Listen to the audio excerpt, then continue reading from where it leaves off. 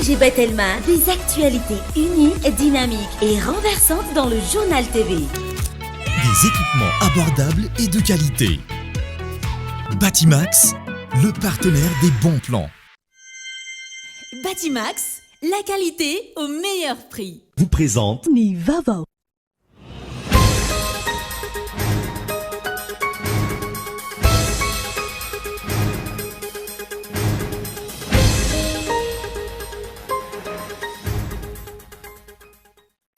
Niatra nanomboka ny maraina teo ny fiakaran'ny viditsolika manerana ny nosy. Lasa jifaina 7,7 ariary ny litatra ny petrôly, raha toka 7,7 ariary zany teo aloha. 7,7 ariary ny litatra ny lasanty, raha toka 7,7 ariary zany teo aloha, ary 7,7 ariary ny litatra ny gazoil, raha toka 4,3 ariary zany teo aloha. Tsy voatery hitovy amin'ny viditsolika ofisialy io ny viditsolika amin'ireo toerana lavitry ny renivohitra. Efa misy ny kajy fanaraha-maso totoizain'ny OMS mikasika izany.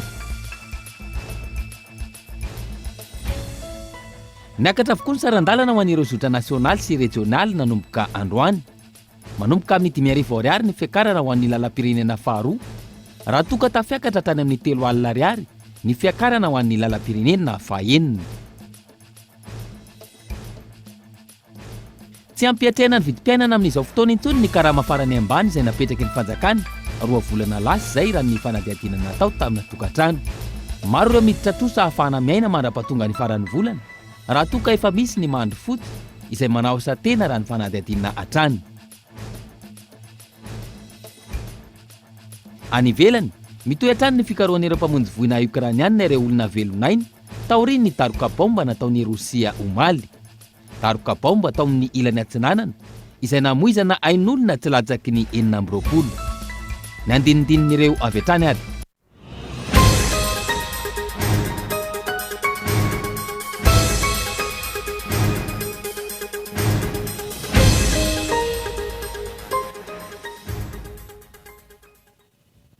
Ankasitrana trano ianao misafidy ny fahita lavitra kolo amin'izao oro izao tonga soa atao anatin'ny fotoana ny fampalalam-baovao amin'ny mpanajana ihany koa no hanasako anao anaraka izany hatramin'ny farany ety ampiandohana dia ialana tsiny sady noho ny ahafantarana kely no lafy ny fanomanana fa isan'ny tarantsika ny fampalalam-baovao ny atra nanomboka androany ny fiakaran'ny viditsolika manerana ny losy lasa jifaina 7,7 ariary ny litatra ny petrôly raha toka 7,2 ariary zany teo aloha. Lasantsy 7,5 ariary ny litatra zao raha toka 4,4 ariary ny litatra teo aloha. Ny gazoil jifaina 7,4 ariary ny litatra raha 300, raha 4,3 ariary teo aloha. Namafisiny ministry ny angovo sy ny akoranafo ankilany fa misy ny vola alohan'ny fanjakana amin'ireo mpandrara ara-tsolika afahana mitazana io vidiny io tsy ohatra ny 9,0 ariary. Tapaka tamin'izany ary fa raha tokony ohatra ny 9,0 ariary litatry ny solika dia noferana ho 7,0 ariary ny gazoil ary 7,5 ariary ny super carburant. Mba ho fitsinjovana ireo tokantrano maro anisa kosa indrindra ny any amin'ny tontolo ambanivohitra izay mampiasa ny solika fandrehatra dia noferana ho 7,7 ariary raha toka tokony ohatra ny 1,4 ariary ny litatra izany. Miatra avy hatrany manomboka anio 10 Jolay taona 2024 izany viditsolika zany eto Madagasikara. Araka izany manomboka androany niatra ny fiakaran'ny viditsolika manerana ny nosy. Ny petrôly lasa jifaina 7,7 ariary ny litatra raha toka 7,2 ariary ny litatra teo aloha, ahitana elanelana 300 ariary. Ny gazoil jifaina 7,7 ariary ny litatra raha 4,3 ariary ny litatra teo aloha, ahitana elanelana 5,0 ariary. Ary ny lasantsy na ny super carburant lasa jifaina 7,5 ariary ny litatra izao raha toka 4,7 ariary ny litatra teo aloha, elanelana 9,0 ariary. Nanomboka ny maraina, misy ireo mpananjara solika ny katona niandry ny fiaran'io fiakaran'io. Filarana kosa no hita tamin'ireo mpananjara solika maro hafa. Tsy mbola raina zao ilay izy tonga teo amin'ny prix vaovao tsy ohatr'izao foana isan'andro fa tamin'ny maraina zao izay vao namontsena dia be olona be foana. Ny olona zao mieza miezaka manao plein daholo na niakatra ary le izy miezaka manao plein. Le fahitako an'le fiakarany aloha ohatrany somary manaikitra kely amin'le vahoaka ihany le izy satria tsy napoizina le izy fa io moa efa io eo dia tsy maintsy atao zy mapety an'io tampoka taminah le izy dia tsy vidy afa-tsy 25 000 aloha. Mbola tsy niomana mihitsy aloha amin'izao fa tena tampoka be le izy ary nieritreritry le olona angamba hoe mbola mety mbola prix normal le izy angamba fa mety mbola tsy miakatra dia hoe milahatra aloha zany hoe sao dia mbola tsy miakatra zany le izy amin'izao mara izao nieritrereto le olona izay mampilahatra be le izy mafimafy le izy mafimafy fa tsy maintsy iainana nefa netana tsy afaka hoe ampiakarina be zao neto manao livraison zany a netana isan'andro ihany amidy tsy afaka mbola ampiakarina be satria mafy amin'le olona le izy. Tsy mbola nividiny tokony ho izy io nampiariny io araka ny fanazavany ministry ny angofo sy ny akoranafo tokony ohatry ny 9,000 ariary ny vidin-tsoloka raha toa ka manaraka ny vérité de prix. Namafisy ny ministra nefa fa ny fanjakana no mameno ny elanelana misy amin'ny tsy fampiarana ny vidiny tokony ho izy io na ny vérité de prix izay. Ankoatra izay tsy mbola namaly ny lela volanam-piny fanjakana na ny subvention sy ny mikasika ny tany trosan'ireo mpandrara ara-tsoloka amin'ny fanjakana na ihany koa ny trosan'ny fanjakana amin'ny reto farany tena ny siarana anontaniny mpanao gazety. Raha hiditra ao anatina détail be tsika zao dia mety isavorivory ndraiky koa ny sain'ny vahoaka tsy dia tena miditra amin'le ohatry ny ahoana le détail fa ny vahoaka dia io ohatry ny ahoana mivoaka ny kitapom-bolany izay détail izay mbola azontsika iverenana ohatra amin'ny herinandro raha tianareo ohatry ny ahoana ny hoe trosa satria io le resaka trosa io zany passif ny tiana ho tenenina tsy araka le tokony ho izy le zavatra dia ny zavatra teneniko eto dia isaorako manokana aloha ny pétrolier zay ny fandinika niaraka taminay hatramin'ray ora maraina satria nisy ny antsoina hoe marimaritra iraisana mazava ho azy arak'izay fanontanianao zay dia misy ny zavatra ny fanarahana mba tsy amono ny reniny ary tsy hahafaty ny zanany azontsika ifampiresahana indray zay amin'ny herinandro manaraka fa androany aloha ndao aloha tsy resaka an'izay zavatra efa manjary sao dia misavorovoro ny saim-bahoaka tianararoatra ihany raha ohatra ka sitrakareo mba anampy fanazavana kely amin'le hoe vérité de prix ny hoe ohatry ny ahoana ny zavatra misy any amin'ny firenena hafa satria tsara ho fantatra ihany koa zany etsy akaiky kely etsy misy any Comore zao dia efa 300 sy 900 ariary ny vidin-tsolika fitondra fanjakana malagasy zany aloha hatreto dia tena mbola mitsinjo an'le vahoaka malagasy mitazona an'io zavatra io ary dia marina ny teninao na mety hoe aia zany amin'ny mety hoe passif zao.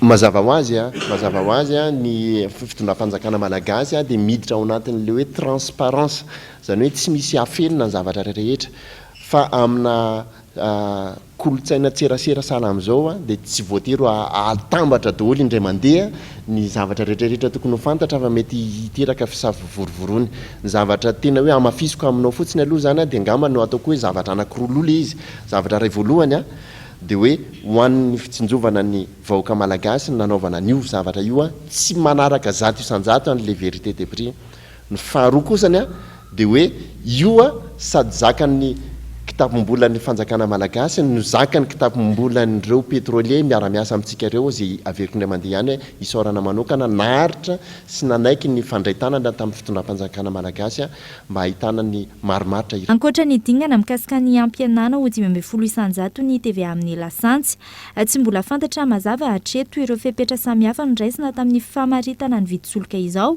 isan'izany ny fandoavana ny redevance any amin'ny fond routier raha toa ka tsy mbola nisy ny fanazavana ofisialy mikasika izay araka ny fanadihadinan'ny toto-sain'ny mpanao gazety efa nanomboka tany amin'ny faraparany taona 124 tany no tsy nisy nandohan'izay redevance izay ho any amin'ny fond routier mbola mety iova raha ny fanazavana io vidin-tsoloka amin'izao io. Ndomanakariva zany ny fitondram-panjakana ary mifampiresaka amin'ireo kampanisolika hitady koa izay mety ho hevitra hafa ahafahantsika zany misitraka solika mety moramora kokoa no le vidiny amin'ny tsena iraisam-pirenena zany hoe mbola asa tsy mora zay. Tsy misy atahorana kosa hatreto ny tahiron-tsoloka misy ary mahenika ny fanjifana manerana nosy izany. Ampany amin'ny fandraisam-pitenenana nandritra ny fampafantarana rapomba ofisialy ny viditsolika androany any reny fa azonao jerena sy arahana manontolo ao amin'ny page Facebook ny Cool TV FM ny fanambarana manontolo mahakasika iny viditsolika iny. Fa ao anatin'izay vaovao mahakasika ny viditsolika izay hatrany dia tsy voatery hitovy amin'ny viditsolika ofisialy ny viditsolika amin'ireo toerana lavitra ny renivohitra. Efa misy ny kady sy ny fanarahamaso tontosain'ny ofisy malagasy des hydrocarbures mikasika izay etsy ankilany. Ny antsony teknisiana mikasika ny tokony hitrandrahany Madagasikara ny solika tahaka ny ao tsy miroro nambara ministry ny angovo sy ny akorana hafa tamin'ity androanyity fa sakana tsy afahana mitrandraka izany hatreto ny olana mikasika ny orinasa Madagasikara Oil mianta randriana. Tsy voatery anaraka ny viditsolika mivoaka ofisialy io ny viditsolika rehetra araka ny fanazavana. Tsika rehefa mamoaka prix dia reny ny atao hoe prix ville latsaky ny 15 km na dépôt pétrolier. Raha ohatra kosa ka lavitra na dépôt ilay station any amin'ireny toerana zany na lavitra izy amina resaka elanelany na mety sarotsarotra ny lalana hitondrana an'ilay solika dia misy ny atao hoe frais de transport excédentaire.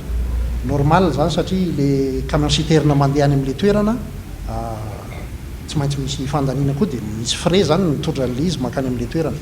Raha raisiko manokana ny kahan'andapa iandapa dia ny livraison miainga avy any Vohemar na avy any Antala satria any amin'ny zone Sava ao a Vohemar sy ao Antala misy dépôt pétrolier.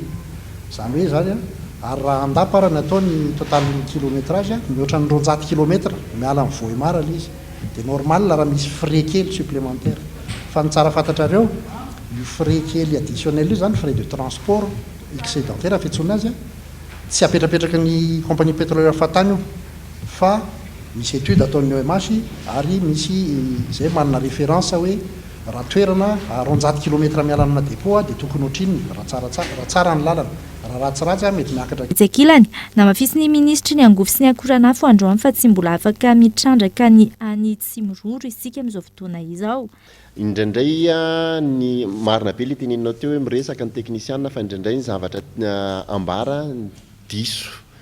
Dia raha tsy laza fa tsy nikany tsy miroro zao dia mieritreritsika hoe tena hoe manana solika be da be mihitsy ntsika dia tena marina fa manana solika be da be tsika ao ambanin'ny tany ao fa le efa mivoaka aty ambonin'ny tany raha ho ampiasain'ny jiramaly izy dia tsy ampirovolana akory dia ritra dia io nefa tsy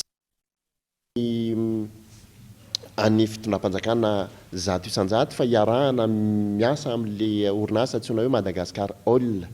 Zany hoe raha ho ampiasaintsika izy zao dia mila mitohy mitrandraka zany Madagascar Oil. Ny zava-misy anefany dia tsy nanaraka araka ny tokony ho izy izay contrat ny fanarahana tamin-jareo zareo. Zany hoe inona zany contrat zany hoe tokony mbola nitohy izy, mbola tokony nanao investissement izy, tokony nanao zavatra be da be sy ny ohatrany dia tsy araka zany ny zavatra nataony.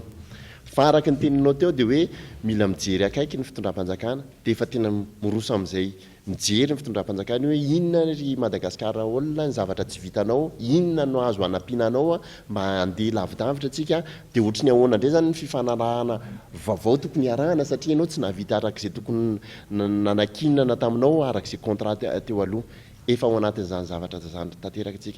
Mazava ho azy mitodika amin'ny Bemolanga koa tsika fa rehefa mitodika amin'ny Bemolanga tsika mazava ho azy fitondram-panjakana ny resaka eto tsy ho amin'ny androandroany fa ho amin'ny taranaka tsika fa miditra ao anatin'izay zavatra dia ho hitantsika eo ny zavatra hitranga atsoatsy.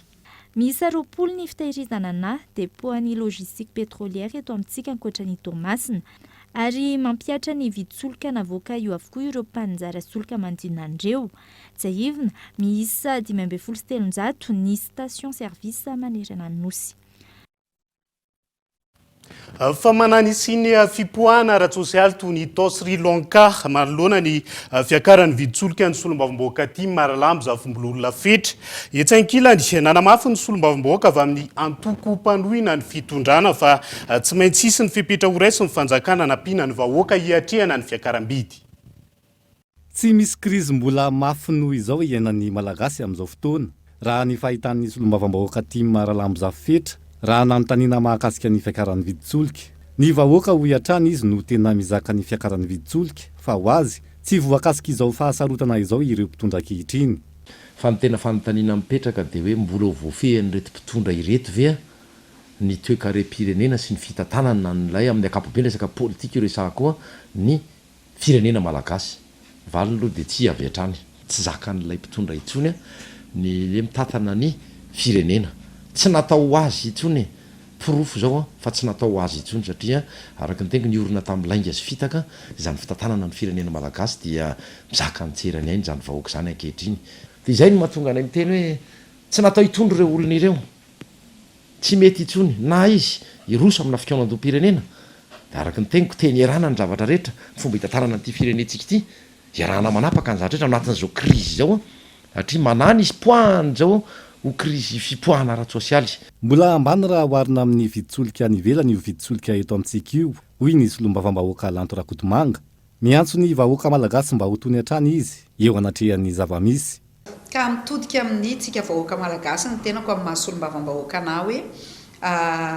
aoka itsika itony ary tena hijery an'izay hoe inona no efa ataony ezaka efa nataony fitondram-panjakana ary mino fa amin'izao fisondrotan'izao dia mbola isy ihany ny ezaka izay ho ataony fitondram-panjakana mba anamaivana sy ahafahany zay fahafaha mividy ny vahoaka malagasy zay fa oka itsika tsy haino an'ireo mpanakorotana ary oka itsika tsy haino intox na tsao izay mandeha fa raha amin'izao fisondrotany fiainana maneran-tany izao ka isy krizy indray eto Madagasikara dia tsy ho 40% io fotsiny no mety hisondrotra fa mety hatrany amin'ny 500% na 1000% itsika vahoaka ihany no ataon'ny olona tohatra ekarana tsy aivina fa i Venezuela no manana solika mora indrindra maneran-tany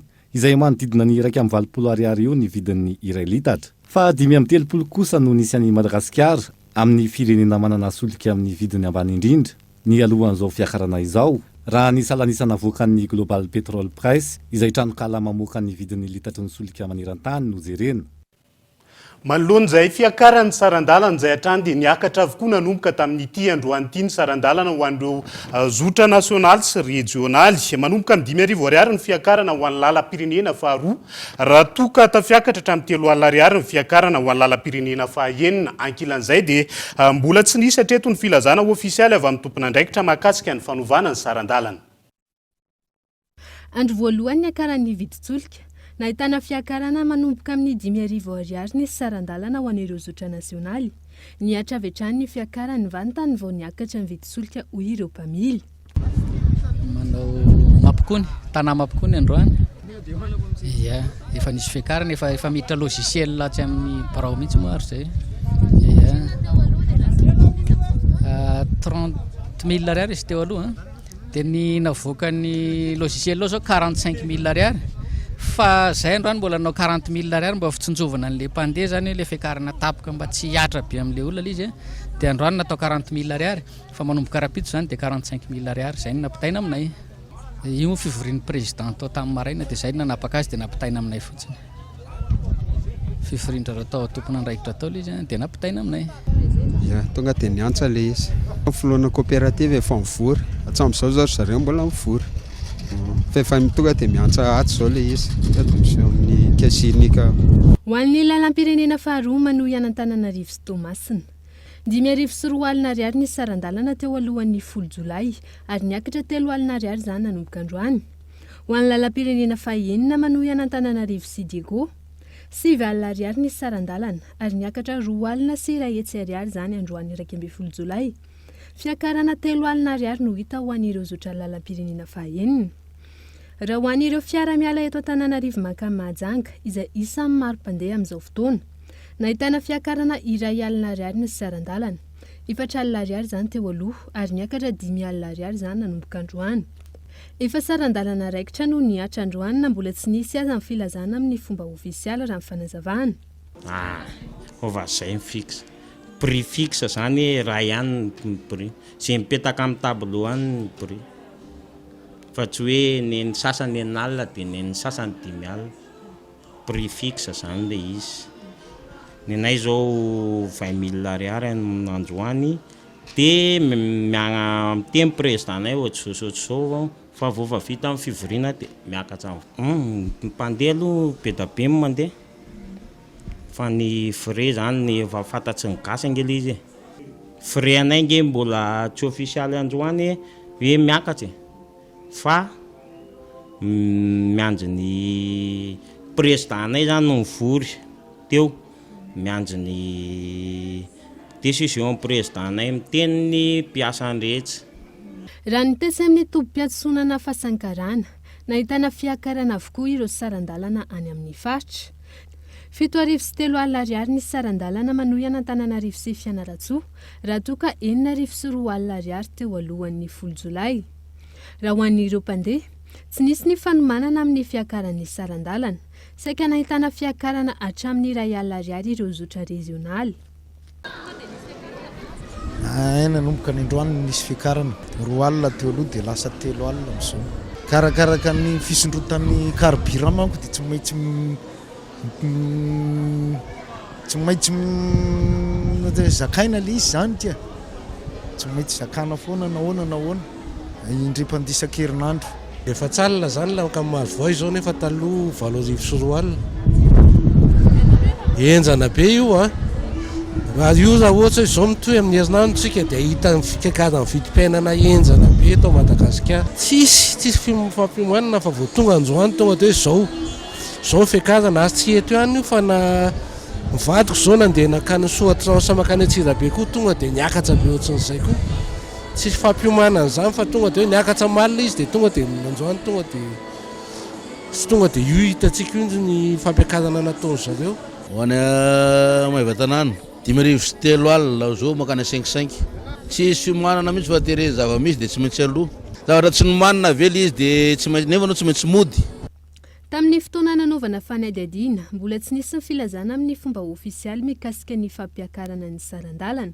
Raha ny fantatra, nisy ny fivoriana ny arahan'ny ministeran'ny fitaterana sy ireo filohan'ny kooperativa maro manerana Antananarivo nidinika mikasika ny fampiakarana ny sarandalana ireto farany. Ireo fiara fitateram-bahoaka eto andrenivohitra ankehitriny no mbola nitazona ny sarandalana 500 ariary ho amin'ny androany raha toka efa niakatra avokoa ny sarandalana any amin'ny faritra maro manerana ny nosy. Fa tapaka nandritra ny fionana tao Ambohitsiroatra ny hariva teo ihany koa fa 900 ariary ny sarandalana taksi be eto andrenivohitra manomboka Rapitso raha toka 500 ariary zany teo aloha ankilan'izay dia nanamafy ny mpitatitra fanatsara ny kalitao ny tolotra omeny izy ireo ny mpanjifa fa nahitana fiakarany avy hatrany ihany koa ny sarandalana mampitohy an'Antsirabe miakatra aty andrenivohitra sy amin'ny faritra hafa manoloana ny fiakarany viditsolika amin'izao fotoana mahatsiaro ho sahirana manoloan'izay ireo mpanjifa any Antoeranakolo Antsirabe. Toy ny tany amin'ny faritra hafa eto Madagasikara dia anisan'ireo faritra niarany fiakaran'ny viditsolika ihany koa ny eto amin'ny faritra Vakinakaratra amin'izao fotoana izao. Nanomboka androany alatsinainy faraka amin'ny 10 volana Jolay 2024 ny fanombohan'izany fiakaran'ny viditsolika izany. Raha ny fanadihadiana nataonay mpanao gazety teny anivon'ireo mpandrijara solika eto Antsirabe dia maro amin'ireo tompon'andraikitra no tsy nanaiky ny fampiresaka mahakasika ity fiakaran'ny viditsolika ity ary tsy nahazahoana valiteny mazava. Vokatra izay fiakaran'ny solika izay dia velotaraina ireo mpanjifa. Tena tapoka taminay mihitsy. Zay zany mbola mangataka kely mba meo an'le prix mbola tsy miakatra aloha zay zao mbola tsy manam-bola zay tsy nafantatra hoe hiakatra ny androany ty zay ngamba to. Metraika hatrany ambulany mihitsy io. 7-7 arivo teo izy dia mba ohatrohatra farafaratsiny zany mba hoe any amin'ny 507 na 5 arivo farany tsy afaka. Dia hoenjana lalao fa dia mahatapy ny malagasy amin'ny zavatra io. Fa tokony tsy hiakatra fa dia tokony hipetraka amin'ny prix ny taloha ihany. Mana pétrole atsika nefa dia jerevany-jalà fotsiny. Rehefa anjakana aloha dia tsy izy ireo. Amiko dia tsy izy ireo. Tokony hialy izy rehefa tsy mahatazona an'ity zao. Sosalim-bahoaka zao fa dia mijalo ny vahoaka. Tena lavitra. Satria hatramin'izay raha miakatra 100 mbola tadidintsika raha hoe 50 100 ohatrohatr'izay. Aty dia tena niakatra be tonga dia 40%. Tokony hotrandrana ilay solika.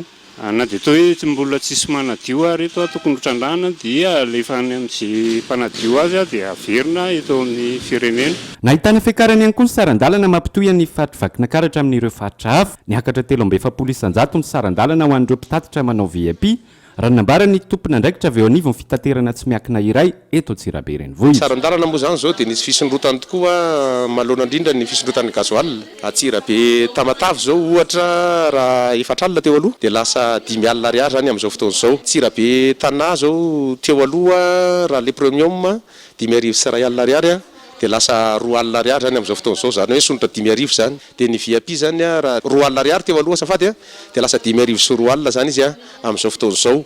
Dia ny Antsirabe Morondava zao raha 5,3 alina teo aloha dia lasa 5,4 alina zany ny frais amin'izao fotoana zao tompo. Ho an'ny teto amin'ny tompo-piantsoana Vatofotsy kosa indray dia niakatra 2,1 alina ariary ny saran-dalana mampitohy any Antsirabe miakatra makany Andrenivohitra raha toa ka 2 alina ariary izany teo aloha. Fa nanaovana amin'ny frais tao aminay zao 2,1 alina no nitondranay olona tsy frais miakatra zay fa récupération na ijerevana ny tena ho frais apetraka ny fanjakana satria efa hoe ifampiresaka ny tompona andraikitra ambony ao amin'ny fitaterana raha misy fiakaran'ny gasoil zany dia ka atao araka zay koa ny frais dia mandrapitombona zay resaka dinidinika ao ataony zareo zay zany dia mbola mitazona eo 2,1 alina zany no récupération nay amin'ny resaka gasoil amin'izao. Araka izany dia tsapa fa mianao anatin'ny fahasahiranana tanteraka ny vahoaka malagasy ankehitriny manoloana ity fiakaran'ny viditsonka ity izay mitarika hatrany amin'ny fiakaran'ny vidim-piainana rehetra mihitsy.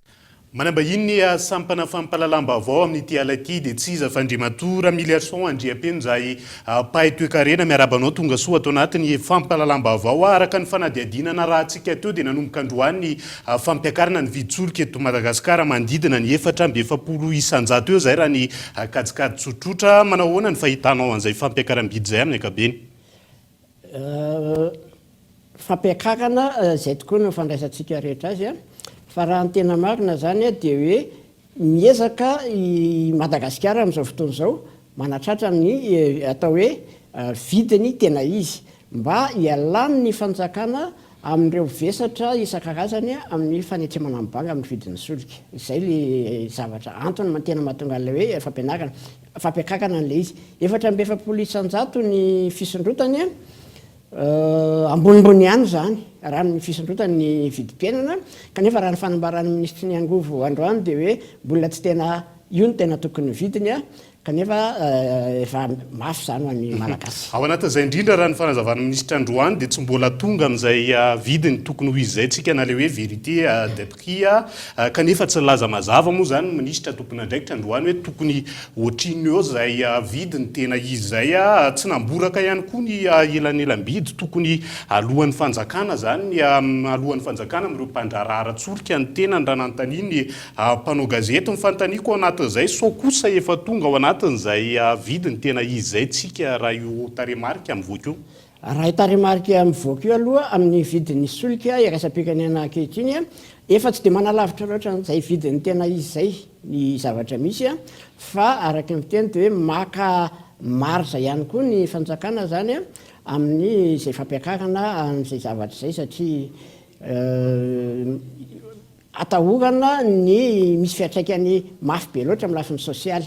Raha ny zava-nisatra zay dia safidy ny fanjakana malagasy ianao ny subvention dia tsy nampiakatra ny viditsolika zay moa zany nanomboka tamin'ny taona 2014 tany hoany nisin'izay trango zay izao indray zany tia sady mbola milaza ny fanjakana fa mandohatra ny elanelam-bidy no iny rahantsika mahita iny ny fisondrotany viditsolika eto Madagasikara so kosa itsika tsy nampiakatra tsy kelikely ny ataontsika hoe fiakarana nandritra zay isika ilay nitazona foana ny viditsolika teto Madagasikara no nahatonga ny fiakarana miopapana amin'izao fotoana io. Raha jerentsika nge zany le fiakarana hoe 4,700 isanjato eo tanatin'ny 3 taona na ataontsika hoe taona dia eo amin'ny 10 isanjato eo zany no tokony fiakarana isa-taona na mahery ataontsika hoe 5,000 isanjato isa-taona no tokony fiakarana tsy natao nataontsika nitambatra izy zany zao zay ny vokatra ilay izy dia mizaka an'izay zany aloha zany isika amin'izao fotoana izao dika an'izay zany dia hoe ny enan'izay 5,000 isanjato fiakaran'izay zany ny vola azo ny fanjakana nampiasaina atao anatin'izay fotoana izay. Amin'izao fotoana izao kosa zany tsy mandohany intsony elanelany intsony ny fanjakana mitombo zany ny vola azo ny fanjakana ampiasaina. Io zany le hoe ny zavatra rehetra dia miasa asoa ho an'ny vahoaka malagasy olotsotra amin'ny ankapobeny sahirana satria miakatra ny vidim-piainana. Efa nahatrambolana maro raha iny ataontsika hoe ny fifampirarahana teo amin'ny mpandrararatsoloka sy ny fanjakana moa zany mahakasika nyty famaritana ny viditsoloka ity raha ny loharano-baovao ray dia nikasany ameny fiakarana ho enjato ariary teo ny fanjakana atao anatiny ady hevitra samihafa moa zany sy ny fampiresahana saingy zao tafiakatra 500 ariary ny fiakarana ho an'ny gazole raha toka 700 ariary ho an'ny lasantsy tsy nahomby ve zany ny fifandresen-dahatra atao anatin'izay sa manahoana no tonga tao anatin'izao viditsoloka amin'izao izao isika mazava be nge zany fa hoe ny mpitantana toe-karena no matanjaka kokoa no ny mpitantana ara-politika. Zay zavatra misy zany vokatr'izay rahajerena fotsiny amin'izay fandarahana zay hoe fifampirarahana zay natao nandritran'izay fotoana zay. Eo amin'ny 500 valonjato eo le fiakarana zany hoe avy telo eny dikany tsotra fotsiny dia azo adika hoe misy fanomezan-toko kosa omeny ireo mpandrarahara ara-tsoloka ireo hoe tsy banga ny solika eto Madagasikara mandritra ny fotoana manomboka izao zany ka mandra-pahatonga izay fiakarana avy mety hitranga indray. Zay kosa zany antoka ataony dikan'izay dia azo adika tsotra fotsiny ohatran'izao hoe afaka miasa ny mpandraraha mahazo solika tokony hiasany ny jirama tsy tokony tapatapaka intsony ny jiro raha ny hoe resaka ara-tsoloka zany ny mpandraraha madinika rehetra ny mpanao volo ny mpanao sodira rehetra sy izay mampiasa herinaratra rehetra zany ka mampiasa solika mampiasa jiramasy mampiasa solika dia tokony ho afaka miasa tsara daholy. Raha ny antotam-baovao avy amin'ny Global Petrol Price dia firenena 7 no manana viditsolika ambany kokoa zany raha hoarina amin'ny viditsolika amin'izao fotoana eto Madagasikara. Isan'izany ny 10 amin'ireo zany firenena afrikana, isan'izany ny any Ethiopie izay manana viditsolika 700 ariary eo, ny litatra ny Benin 5 sy 700 sy 3 ariary, any Gabon kosa 720 sy 3 ariary. Ahoana samy azo lazaina ho miatrika ny ataontsika hoe krizy maneran-tany, io ihany koa samy ny aina ny resaka Covid avokoa. Manahoana ny any ivelany mbola misy mavita firenena afrikana izay mitovitovy amin'ny Madagasikara, misy ihany koa sarotra ny laza fa misy ny manana ambony viditsolika napetraka io, fa ho an'ireto manana viditsolika ambany reto manahoana ny ahafahan'izy ireo mitazona an'izay? Ny fanjakana no mandray an-tanana ny elanelana misy araka ny zavatra misy zay. Raha ohatra mitenitsika zao Gabon nge mamokatra solika izy nefany somary ambonimbony ihany ny vidin'ny solika zay ka ampitahina amin'ny firenena hafa. Ethiopie tsy mamokatra solika kanefa mora ihany koa mora kokoa zany ny solika any Ethiopie. Dia ny tsara fantatsika fotsiny dia hoe any Ethiopie efa maro ny orinasa andraisan'ny fanjakana anjara amin'ny fitantanana azy amin'ny petrabola mihitsy akany dia ireny mamokatra misy zany fandraisana anjara ny fanjakana be dia be amin'ireny. Tsika moa firenena akaiky antsika afrikana ireo tenenitsika feona fa ohatra anankiray tiako isarena ny saitsika mihitsy dia hoe Norvège nge sady mamokatra pétrole anisan'ny be indrindra solika no mpanondrana pétrole, kanefa any Norvège ny solika no anisan'ny lafo indrindra eran-tany, tena eran-tany mihitsy ao anatin'ny 10 voalohany lafo indrindra. Fa maninona no manao an'izany Norvège? Izay ny politika ara-toe-karena tantanany azy, dia satria ny Norvège ny mpampiasa fiara manokana ny olona ireny no tena mividy solika, fa ny fitateram-bahoaka sy izay ampiasaina ankamaroan'ny vahoaka dia andraisan'ny fanjakana andraikitra be dia be. Dia raha miverina amin'ny aty Afrika tsika dia izay no mahatonga an'ireo firenena vitsivitsy hitatsika eo hoe mbola afaka mitana an'izany. Madagasikara efa niezaka nitana an'izany fa amin'izao fotoana izao mavesatra be ho an'ny fanjakana. Mahita angambontsika hoe mitokona ny atsy fa tsy voaloha ny vola. Zavatra takina kosa amin'ny fanjakana raha mizavatra ohatran'izao zany hoe zay ny setriny dia hoe efa mitombo zany zao ny fahafahan'ny fanjakana mandoa ny vola, dia tokony tsy hisy tsony ireny fahatarana fandoavana vola reny. Fanontaniana petraka farany Andriamatoa Ramilation Andriapeno maro ny teknisianina nilaza fa isan'ny vahaolana ho an'ny Madagasikara efa antonany maro ny lazana an'izany ny fitrandrana ny ao Tsimororo ohatra isan'ny vahaolana azo hiatrehana ny zava-misy toy izao misy ve ny sakana sany tsy fahavononana no tsy ampy atretontsika mbola zao ny zava-misy mbola tsy mihetsika ny resaka mahakasika izay. Tsimororo angefa mamokatra eo amin'ny 4 alina metatra telo isan'andro eo izy fa mbola kely dia kely zay zavatra zay eo amin'ny apatelo na paefatry ny solika ilain'ny jirama ohatra zany zao ny vokaky ny Tsimororo amin'izao fotoana zao ny lalana nefa avy any Tsimororo makao Tsirono Mandidy makatỳ Antananarivo ateo Tsirono Mandidy tena tsy misy mihitsy azo andehanana ny orinasa na mitrandraka ao raha ny fifanakahana dia tokony hoe izy no amboatra ny lalana ao eo amin'ny 400 kilometatra eo nefany hatramin'izao zany dia mbola tsy namboariny ary io ny lazainy fa mavesatra ao anazy ny dia tsy maintsy miditra mandray anjara amin'izay zany ny fanjakana hoe amboatra ny lalam-pirenena voalohany amin'ny makany Tsimororo dia azo atao mitrandraka ny Tsimororo dia azo toizana hatrany be milangako io zany ny fepetra ohatran'io dia hoe misy ny fepetra foiesaka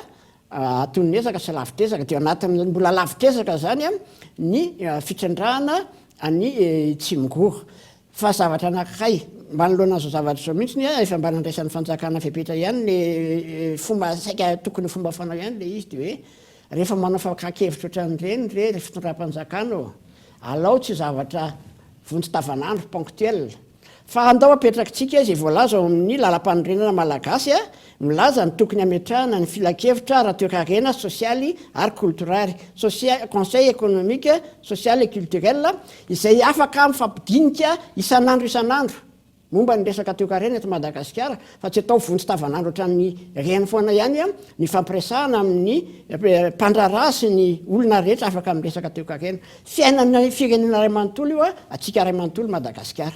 Feno dia feno ny fanazavana mahakasika izay ankasitrahana ianao Andriamatoa Ramilation Andriapeno any vahiny tato anatin'ny fampahalalam-baovao-nikolo.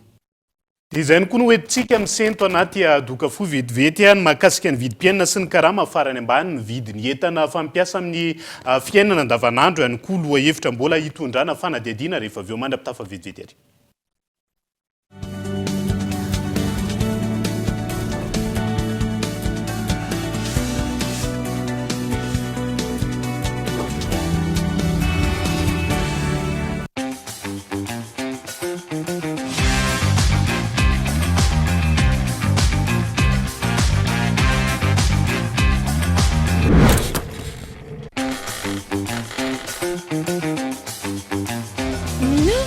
Découvrez l'univers du très haut débit avec la fibre Family by Telma. La fibre à prix léger, chez vous, à seulement 149 000 $ par mois, jusqu'à 300 gigas de data inclus. Études, travail, divertissement en toute sérénité. Testez votre éligibilité en Telma Shop et abonnez-vous.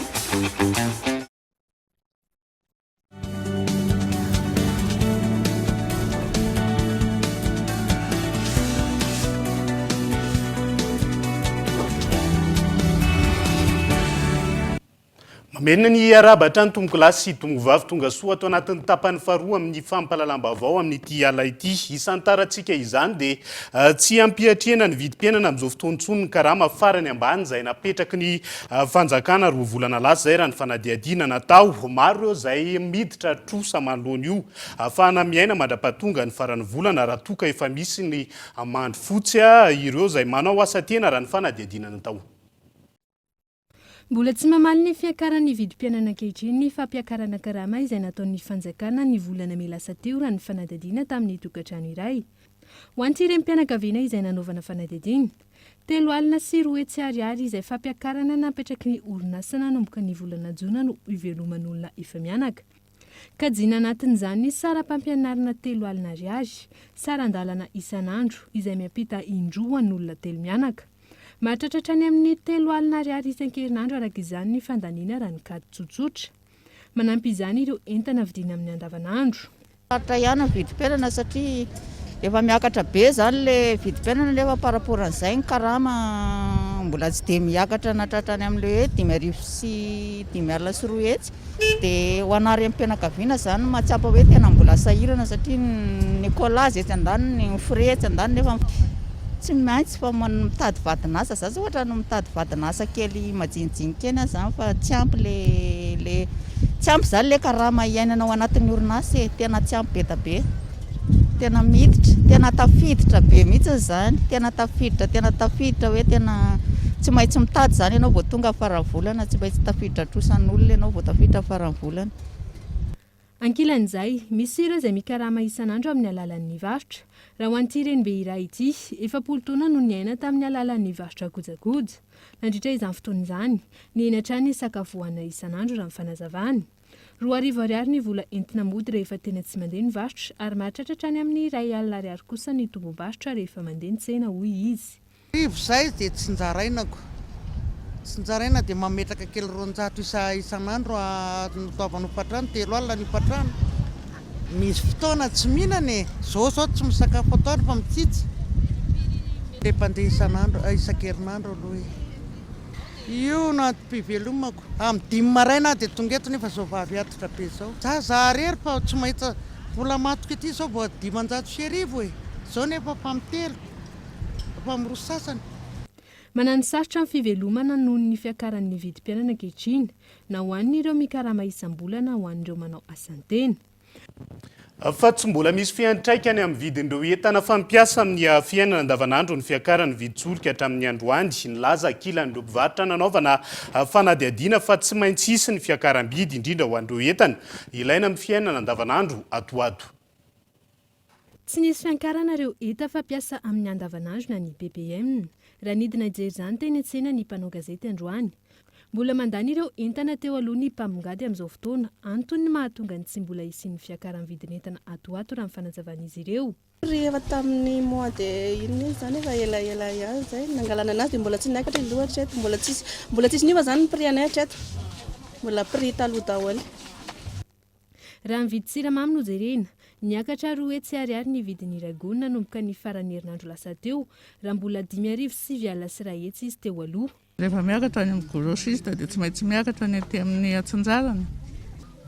Mbola tsy niakatra ny gasoil dia efa niakatra ny vidin'entana. Maika hoe niakatra tsy hiakatra foana.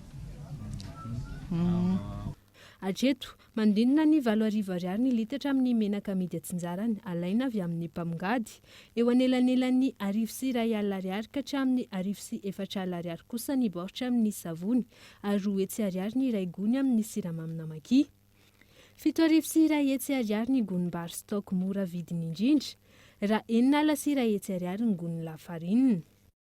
Lafomba vao makasika ny fividianana kosa indray feno kolokolo ny fividianana eto amintsika hoy teo anivon'ny Transparency International tsy misy ny fangarahara amin'ny loharanom-bola izay ampiasan'ireo mpilatsaka hovidiana. Takeny ao anivon'ny Transparency International eto Madagasikara ny isian'ny fampitovona ny vola ampiasaina mandritra ny fampielezan-kevitra mba tsy isiany hoe izay manam-bola be indrindra no maharesy fa izay manan-kevitra ho hatrany izy ireo. Raha tsaronareo tamin'ny taona 2024 izay tato amin'ny Transparency nanontany an'ireo kandida samihafa 930 zareo hoe aviezaka ny vola ampiasainareo io anakenina ihany namaly ary valiny tsy feno koa ny nameny.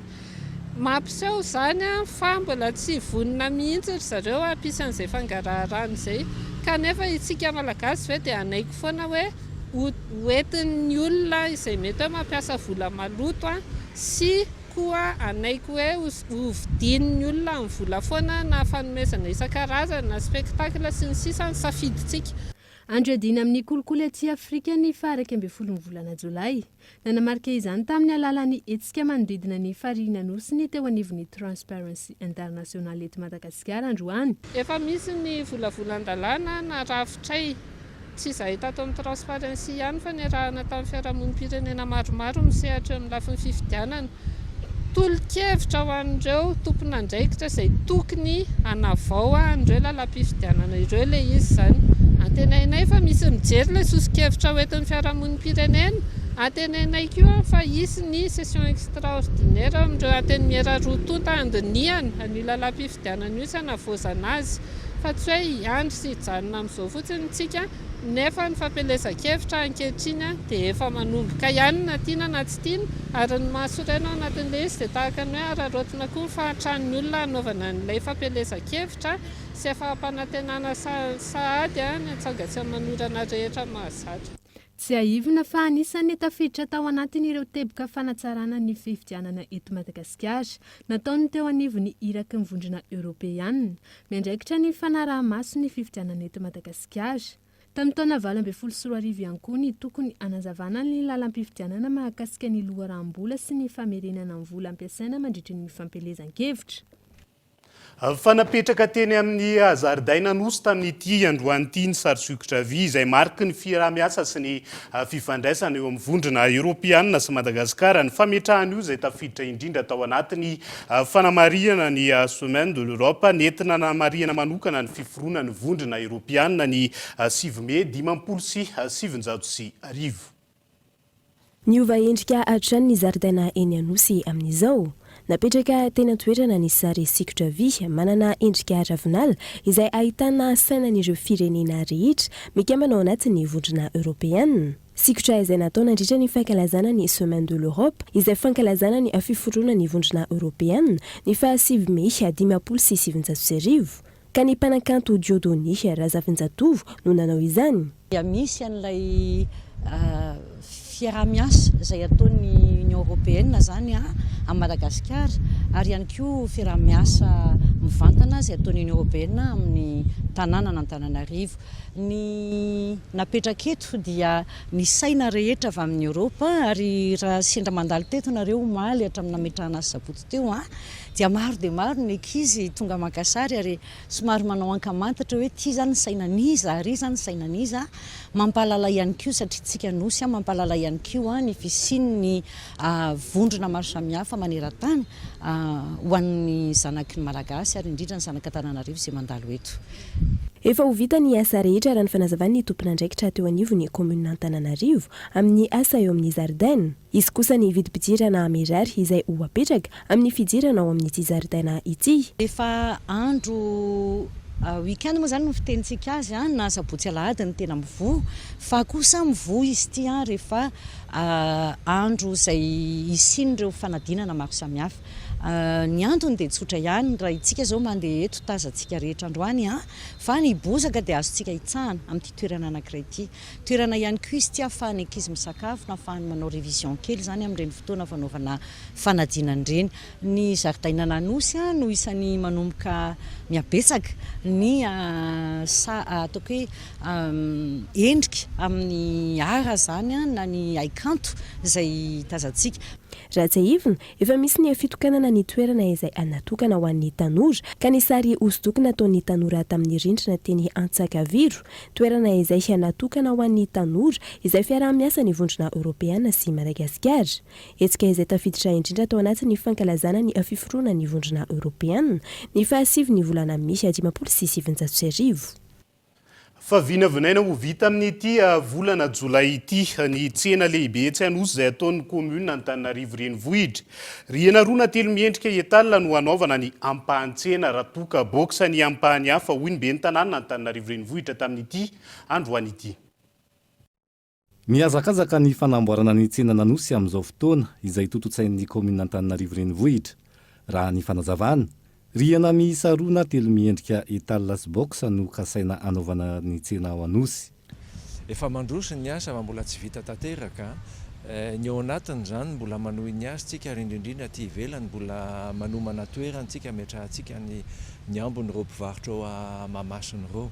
Mpivarotra maro manerana Antananarivo renivohitra toy ny etsy Mahamasina sy Analakely ary ireo tsena hafa no hisitraka ny tsena ao Anosy raha ny fanazavana hatrany. Maromaro mpivarotra ampidiritsika eo. Voalohany aloha mpivarotra manodidina ny Mahamasina miala aty Anosy dia tao Andrefanambojanahary ka hatrany eo ambadika Mahamasina io tokony miditra eo. Ny faharoa misy efa ny fanarahana, nisy mpivarotra atao Analakely anisan'izany reo mpanao telefônina déblocage reo tokony hiditra eo. Ny mpivarotra volamena anisany efa tamin'ny nanao assainissement tao Analakely efa ny fanarahana hoe misy toerana ho atokana ho an'zareo ary ao anatiny ao ilay izy. misy toerana koa ho atokantsika ho an'ny sakafo tahaka ny eo Zainaiky. Tombana ho vita amin'ity volana ity ny tsena ao Anosy ary ny volana Aogositra no amindrana ireo mpivarotra. Lafo mavao hafa kosa indray dia manampy betsaka amin'ny fisitrahany mponina rano fisotro madio ny fahafantarana ny tahirin-drano sy ny sahandrika eto amintsika. Faritra efatra treto no efa nanana antotan-kevitra ary nisy ny fanolorana izany tamin'ny alalan'ny atrikasa tsy maintsy hovitain ireo faritra rehetra manerana Madagasikara hoy ny teo anivony UNICEF Gaëtan Andrietsilavo. Natolotra tamin'ny alalan'ny atrikasa ny valin'ny fanadihadiana mahakasika ny fanombanana ny abetsaky ny tahirin-drano ambanin'ny tany sy ny faharefony manoloana ny fiovan'ny toetrandro amin'ireo sahandrika ho an'ny faritra misy efatra Atsimo Atsinanana, Analanjirofo, Vatovavy ary Fitovinany. Voaja tao anatin'ny valin'ny fanadihadiana ireo fepetra takina izay mizara 3 mazava, saritany maneho ny abetsaky ny rano ambanin'ny tany, saritany 3 lafo maneho ny faharefon'ny sahandrika ary saritany maneho ny faritra ireo sahandrika. Nahafahana nijery ny mety abetsaka izany tahirin-drano zany fa eo ihany koa ny fipetraka izany tahirin-drano zany eo anoloan'ny arakalitao zany mety fahalitony ny fantotoana azy ny fetraika ny fivovanan'ny toetrandro. Ny fananana itony antotan-kevitra itony dia ahafahana manatsara trany ny fitantanana ny tetikasa momba ny rano ho amin'ireo faritra efatra ireo ary manana anjara toerana lehibe ao anatin'ny fanaisana fanapahan-kevitra sy fandrindrana ny ezaka rehetra ataon'ny fanjakana sy ireo mpiara-miombonantoka. Natolotra ihany koa ny tatitra ara-tsosialy sy ara-toekarena ny faharefon'ny ireo rano ambanin'ny tany manoloana ny fiovan'ny toetrandro ary ny tahirin-kevitra ho an'ny sahandrika. Anampy betsaka amin'ny fanapahan-kevitra rehetra entina hanatanterahana ny tetikasa ny tombana ary ny fanaraha-maso izay ataon'ny UNICEF na ireo mpisehatra hafa any amin'ireo faritra ireo ny valin'ny fanadihadiana toy izao. Ahafana manombana ny kalitao sy ny abetsaky ny tahirin-drano ary koa entina manoritra sy manamafy ireo tetikady fiarovana azy amin'ny mety ho fahalotona sy ny vokatry ny fiovan'ny toetrandro. Ahafahan'ireo mpandray anjara rehetra manatratra ny tanjona sy manatsara fomba fiasa ireo antotan-kevitra ireo ahafahana mampisitraka rano fisotro madio ny mponina rehetra. Nanomboka tamin'ny faritra efatra izahay izay fanombohana ary amafisina etona ny fahavononanay anao ny fanadihadiana amin'ny faritra rehetra manerana Madagasikara. Tsy azo ekena raha ato anatin'ny nosy isika ka sahirana amin'ny fisitrahana rano ny vahoaka malagasy. La population malgache continue de souffrir d'accès à l'eau. Hotohizana araka izany ny fanadihadiana ahafantarana ny tahirin-drano rehetra manerana ny Madagasikara. Na eo azy izany, entanina hatrany ny rehetra hikady sy hiaro ary ampiasa araka ny tokony ho izy ireo tahirin-drano. Fa manodidina an'izato ireo nisitraka ny hetsika didipotra Faobe iarahana amin'ny olona sy ny antoko malagasy miara-miainga tamin'ity androany ity raha toka miisa 2 amin'ny 20 ireo soratra anarana zava-dehibe ary manampy amin'ny vahoaka hanala ny fahasahiranana ny hetsika toy izao hoy ireo mpisitraka Gaëtan Andrietsilavo.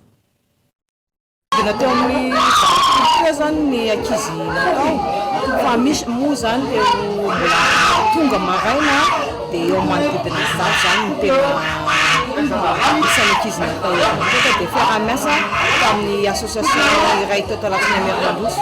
Araka izany, ankizy manodidina ny izato indray no nisitraka ny hetsika didipoitra Faobe iarahana amin'ny loholon'ny Madagasikara sy ny antoko malagasy miara-miainga androany. Zava-dehibe ny tolo-tanana ho an'ny vahoaka tahaka izao hoy ireo nisitraka ny hetsika izay nanolotra fisaora manokana ho an'ny mpikarakara sy ny antoko. Mahafinaritra zany ny mpikarakara fa toy izao hetsika zao za fa mahafinaritra satria mahafa-pahasahiranana ny olona sahirana. Misaotra amin'ireo le ao amin'ny fikambanana malagasy miara-miainga satria zany ny tena zava-dehibe indrindra eto amin'ny tany sy ny firenena ity. Maromaro ny olona vita zavatra ohatran'izany fa misy ety amin'ny ety ambanivohitra ao anatin'ny tsifitsina sy ny tsy fananana na dia ny ray mbolanja oentina hanaovana an'io ary dia tsy vita fa dia lasa mitrosa volan'olona ry vao mahavita an'izany dia ozy izay hoe tsy hitako to izay ho azo ambara fa hafaliana tsy mitratrany anaraka mara eman-dreny aho. Ankoatra ny hetsika didipoitra Faobe tahaka izao, hetsika maro iarahana amin'ny antoko malagasy miara-miainga no sitrahan'ny mponina eto Merimandroso. Isan'izany ny fivarotana fitaovam-pianarana amin'ny vidiny mirary. Paraiketo miaraka amin'ny vahoaka mihitsy fa mbola isy raha fivarotana kahe mora mbola atao aoriana kely eo ary io fivarotana kahe mora io rehefa fanoana isa taona izy io ary mbola tohizantsika foana. mahafinaritra dia mahafinaritra aloha miaraka amin'ny sénatera indrina eto aloha hatramin'izao ary manantena fitohizan'izany foana izay. Mora kokoa ny fetehan'ny mponina ny fahasarotan'ny fiainana raha samy mitondra ny anjaran'ny biriky tahaka izao ny tsirairay avy raha ny fanazavana hatrany. Izay zany manatitantitra ny fisaorana feon'ny tafotafo ho an'ny vahoaka ny commune ambanivohitra Marimandroso indrindra ihany koa manodidina rehetrarehetra satria tena tsy manavaka ry zareo ary saorana be dehibe ihany koa ny mpampiatrano dia ny fikambanana Marimandroso mirahina izay nampiatrano ary mampahery amin'ny zareo eo amin'izay fiara-miasa ny malagasy miara-miainga izay ka dia makasitraka satria raha samy mitondra ny anjara biriky loatran'izao daholo ny tsirairay dia manamaivana ny fahasahiranan'olona amin'izao vanim-potoana tena sarotra izao. Tsy hijanona eto amin'ny commune Marimandroso, mbola itony hetsika tidipoitra faobe iarana amin'ny antoko malagasy miara-miainga tahaka izao ho an'ireo commune hafa ao anatin'ny distrika n'Antananarivo avaradrano. Fa isan'ireo orinasa mamokatra fitaovam-piadiana ho an-tafika malagasy no zinona miaramila ao Moramanga ka tafiditra ao anatin'ny fampiofanana ireo mpianatra ho manam-boninahitra sy ireo mpianatra eo amin'ny sekoly miaramila pirenena ny fahafantarana ny dingana rehetra arahana amin'ny famokaran'ireo fitaovam-piadiana tao anatin'izany indrindra no nanatanterahana izy ireo ny fijidiana tany an-toeran'ny Nela rany avy tafiditra ao anatin'ny fampiofanana izay ataon'ireo mpianatra ho manam-boninahitra sy ireo mpianatra eny amin'ny sekoly miaramila pirenena na ny semipi ny fampiofanana amin'ny fitaovam-piadiana izay ampiasain'ny tafika malagasy. Anisan'ny orinasa miantoka ny fiarovam-pirenena ny uzina miaramila ao Moramanga izy ihany koa no isan'ny mamatsy fitaovam-piadiana ny tafika malagasy. Nandritra ny fiofanana izay ataon'ireo mpianatra ho manam-boninahitra sy ireo mpianatra eo amin'ny sekoly miaramila pirenena no tsy maintsy itsidihana sy andratona fahalalana eny amin'ny uzina miaramila Moramanga.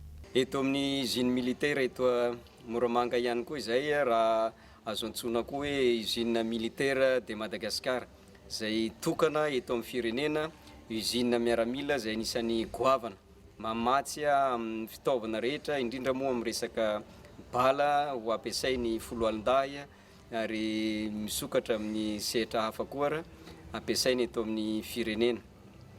Tsara ihany koa ny ahafantaran'ny mpianatra manam-boninahitra izany ahoana ny fomba fiasan'ny mpiasa tsirairay avy, ahoana ny fomba ahafahana mahatonga mahamorona hatramin'ny farany mandrapatonga azy eny ampelantanany ireny fitaovam-piadiana na ny bala ireny na ny kartosy izay ampiasaina eny an-tsehatra. Ny farana tamin'ny fitsidiana ny sekoly ambony sy ny tranom-bakaky ny gendarmerie pirenena ny fanodalovan'ireo mpianatra ho manam-boninahitra teny amin'ny toerana iny. Dia izay koa no hoentintsika miampita amin'ny maresaka iraisan'ny pirenena mitohatra ny fikarohan'ireo mpamonjy voina Ukrainiana ireo olona velon'aina taorian'ny daroka bomba nataon'ny Rosia omaly daroka bomba tao amin'ny ilany atsinanana izay namoizana olona tsy latsaky ny 420. C'est une véritable course contre la montre pour sauver des vies. Sous ces décombres, miezaka araka izay tratra ireto mpamonjy voina amonjena aina. Mbola maro ireo mponina raikitra ambanin'ity trano potika ity.